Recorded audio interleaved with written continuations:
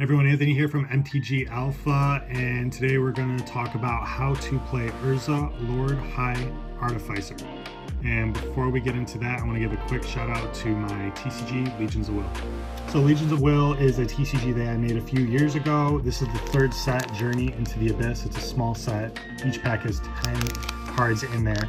The game focuses on having 3 bases that you build up with upgrades, and you play units that have a will requirement to attack, so that serves as like a balancing mechanic.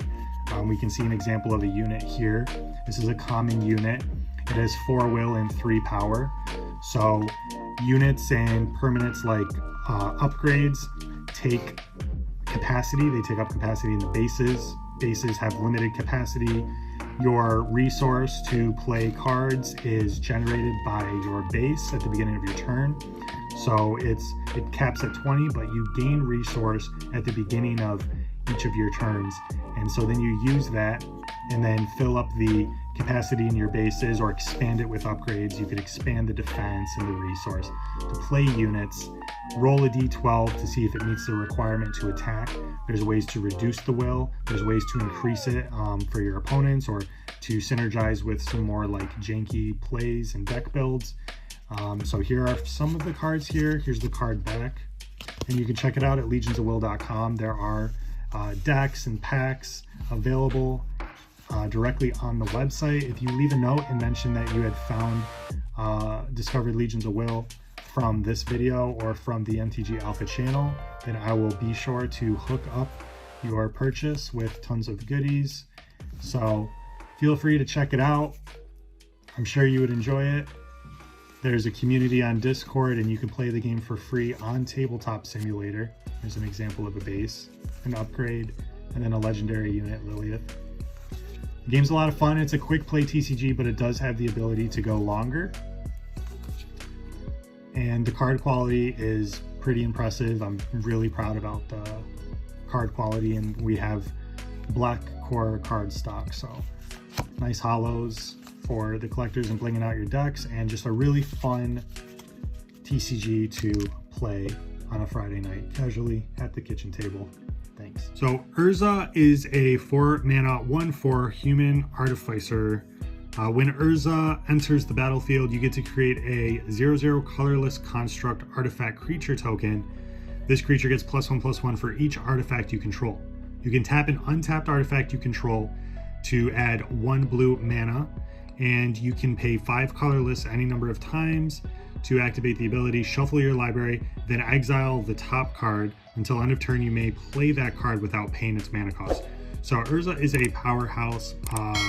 He has a lot of these abilities all work with each other, and it's just kind of just a lot that you could do with Urza.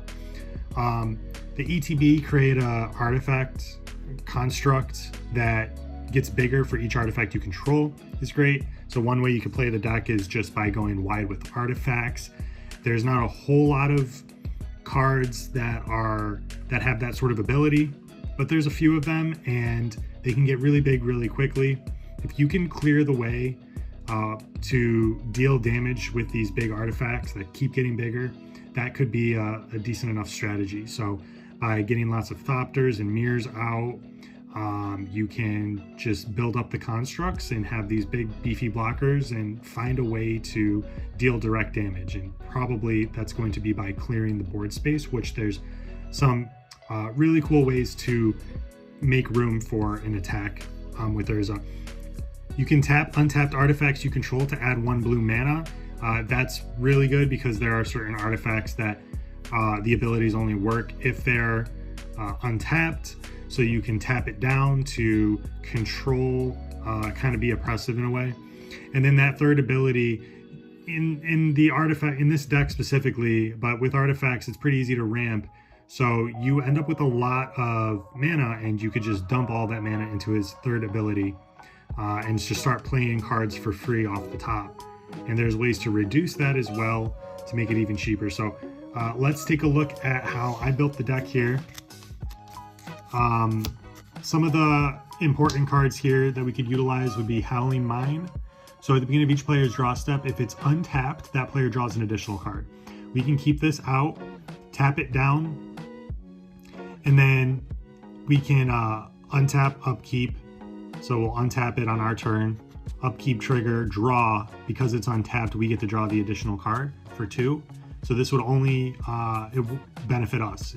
We wouldn't be benefiting our opponents with this card. So that's a nice little advantage.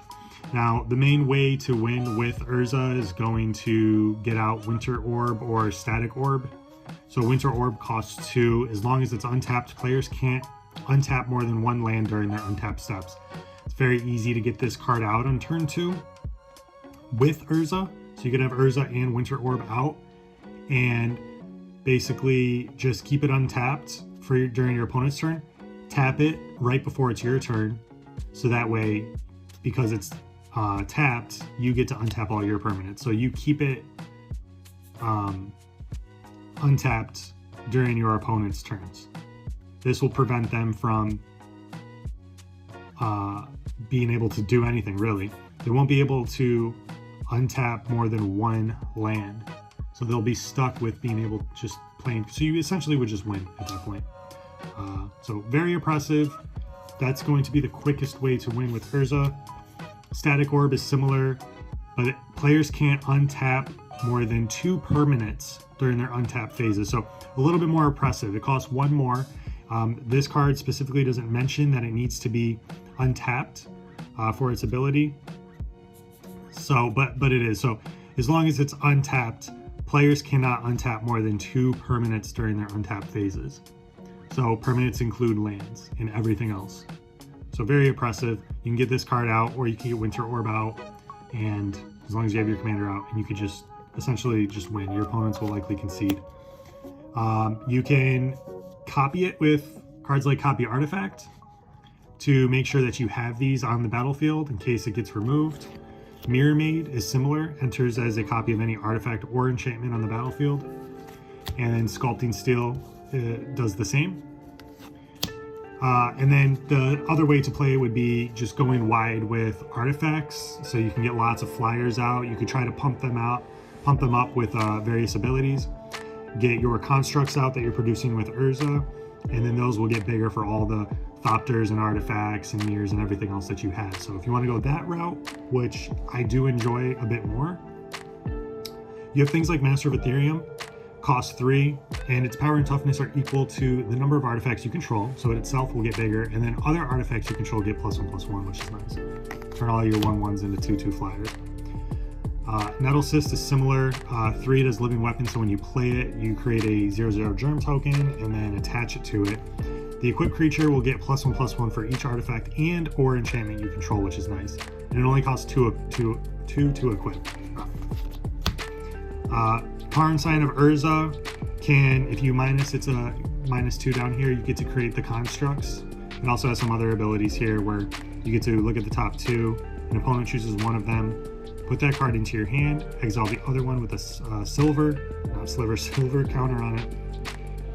So you get a little bit of card draw, and then you could -1 if you want that other card that's been exiled. If you want to put that directly into your hand, you can. Karn Legacy Reforged is a newer card. It sort of has that ability. Its power and toughness are equal to the greatest mana value among artifacts you control. So there are some 9-cost artifacts in the deck. So it'll at least be like a 9/9, and then it can get bigger with the other abilities. At the beginning of your upkeep, you could add 1 colorless for each artifact you control. It can't be spent to cast non-artifact spells. Until end of turn, you don't lose mana as steps and phases end. So you're restricted to what you can spend it on, but that is a lot of colorless mana to use up.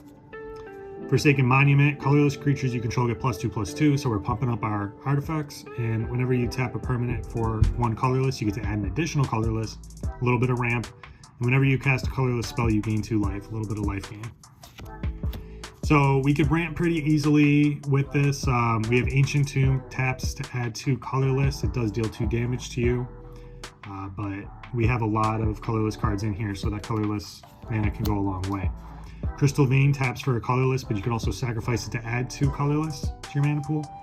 So that's really nice to get out. We could get out our commander on turn 1 very easily. So this is kind of what we're looking to do. Jeweled Lotus, of course, tap sack, add 3, only use it to cast your commander. There's Mana Crypt, Mox Amber, Mox Opal, Lotus Petal, all the 0 mana artifacts that we can get out on turn 1 for free. Soul Ring, of course, Mana Vault, tap to add 3. Ethereum Sculptor reduces artifact spells you cast by 1, colorless. Sapphire Medallion, blue spells cost 1 less to play. So. Assault Monolith, which also is part of a combo. So there are some plenty of combo options with Urza. Metal Worker, this card's really fun. So it costs 3, tap, reveal any number of artifact cards in your hand. You get 2 colorless mana for each card revealed this way. So if we have just 2 artifacts in our hand and we tap this, then we can get 4 colorless mana.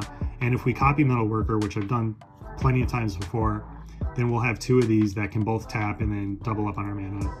It's a lot. And then we could dump that. We're producing so much mana at that point, we could dump that into Urza's 3rd ability and then shuffle our library and start playing cards for free right off the top.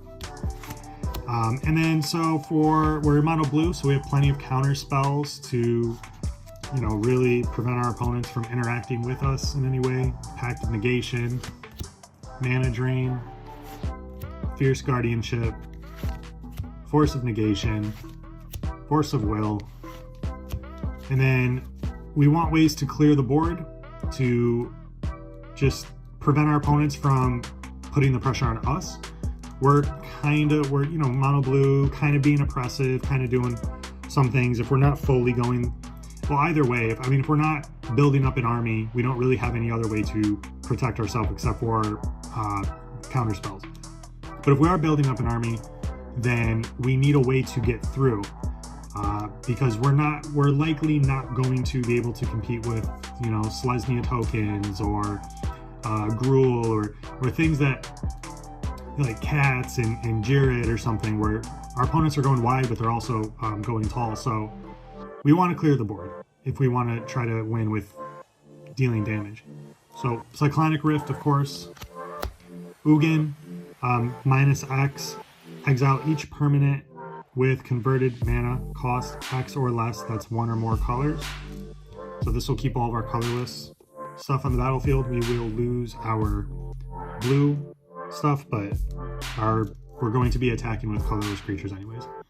We could also +2 to deal 3 damage to any target. So if there's not a huge board presence, then we could just each turn just start picking away at things.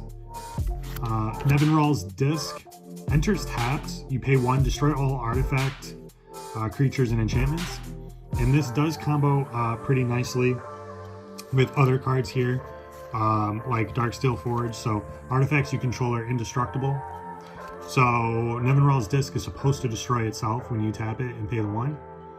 But if it's indestructible, then we'll be able to just pay 1 and tap it and keep doing that each turn, destroying all artifacts, creatures, and enchantments. And since our artifacts would be indestructible, we won't have to worry about that or any of our other artifacts getting destroyed. We could also make all non-land permanents you control artifacts in addition to the other types. So we'll be able to keep all of our creatures, all of our enchantments, all of our non-land permanents, because they'll be artifacts. Our artifacts are indestructible. And then now we have this lovely oppressive pay 1 and just destroy everything. Nice one-sided board wipe every single turn, only for 1. But this card also helps with, we could tutor things. The same is true for permanent spells you control and non-land permanent cards you own that aren't on the battlefield. So if we're going to tutor up an artifact, then that'll also help. Now this will also work with Metal Worker. This card's pretty good and it'll help with tutoring up cards and synergize with other things as well. Soul of New Phyrexia, you can pay 5, permanents you control gain indestructible until end of turn, so that will also work really nice with Nevinral's Disc, giving us a one-sided board wipe. Darksteel Forge, of course, artifacts you control are indestructible. And then we have this lovely combo with Karn the Great Creator and Michael Synthelatus. So activated abilities of artifacts your opponents control can't be activated. And Michael Synthelatus turns all permanents into artifacts in addition to their other types. So all permanents on the battlefield are artifacts, permanents our opponents control are artifacts, That includes lands because it's not non-land permanents, it's all permanents. And then activated abilities of artifacts your opponents control can't be activated. So your opponents won't be able to tap their lands to produce mana. They won't be able to do anything. So just with these 2 cards out, you'd effectively win the game as well. So kind of a fun way to win. It's pretty easy to get these out with Urza's ability, activating Urza, getting these things out for free off the top, drawing cards, tutoring up some artifacts.